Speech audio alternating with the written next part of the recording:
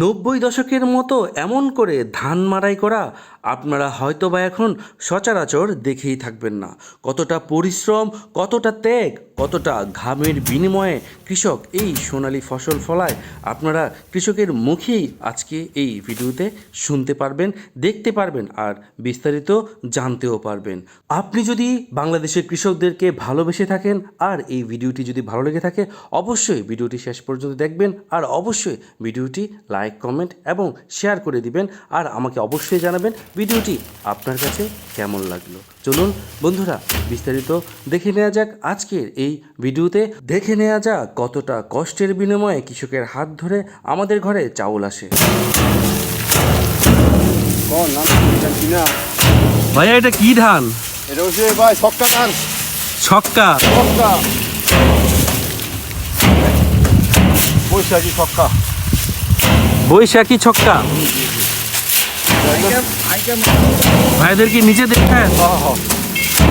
ওয়ালাইকুম কাকা। ওয়ালাইকুম সালাম। কেমন আছেন? আলহামদুলিল্লাহ ভালো। কাকা ধান দাইতেছেন নাকি? ধান দিতেছি। ও দাদা, কতটুকু জায়গা আছে আপনার এখানে? কানি সারি আছে। চারখানি? দাদা কেমন কষ্ট? কষ্ট তো হইবই। কষ্ট হবে না? কষ্ট করেই তো কৃষকরা আমাদের মুখে, আমাদের মনে হাসি ফুটায়, তাই না?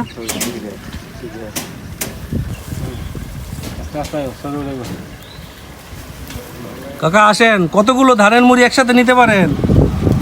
এ তো মানুষ পাইছি না, আঙ্গা আনছি একলা একলা? একলা আঙ্গা আনছি। আর পারি তো 50 টাকা, 30 টাকা, 40 টাকা। ওরে বাবা, 10-12 বুকে আঙ্গা আনছি, মানুষ নাই কেন। একেই পারেন? হ্যাঁ, আঙ্গা এনেছি না, তো আরো ডবল লইলাম।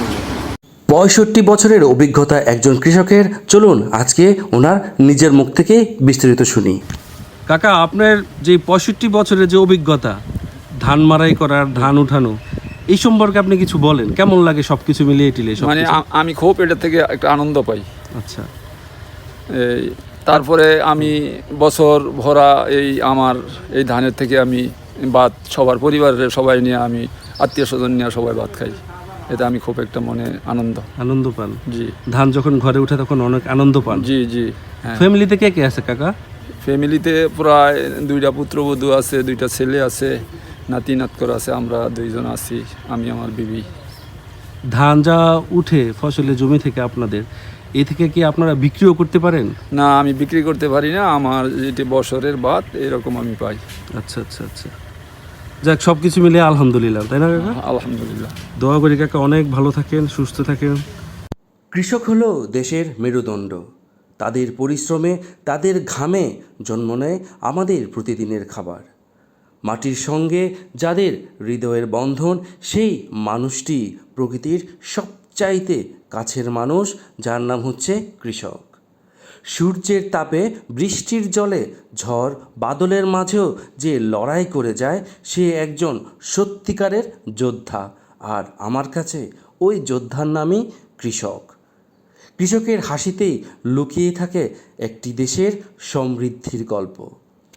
আমরা যখন খাবার গ্রহণ করি, তখন সেই খাবারের পেছনে থাকা কৃষকের পরিশ্রমকে শ্রদ্ধা করা উচিত।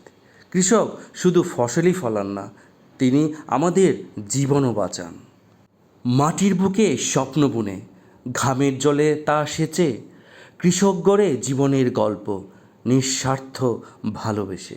হ্যাঁ বন্ধুরা, বাংলাদেশের কৃষক এমনই। ভিডিওটি ভালো লেগে থাকলে আর এমন সকল ভিডিও পেতে অবশ্যই পেজটিকে ফলো দিয়ে রাখুন।